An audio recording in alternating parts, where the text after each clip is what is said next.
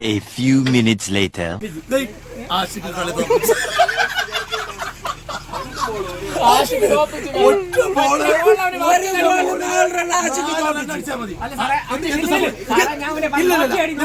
എന്ത് സംഭവിച്ചു?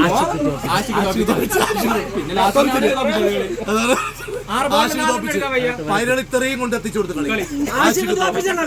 ആഷിഖ് നമ്മളെ വിളിച്ചത് തുപോലം ദുആ ഓതി തല വിട്ടു കൊടുക്കാന്ന് പറഞ്ഞു. പക്ഷെ ഇനി വന്നില്ല, വന്നു പോയി. അവിടെ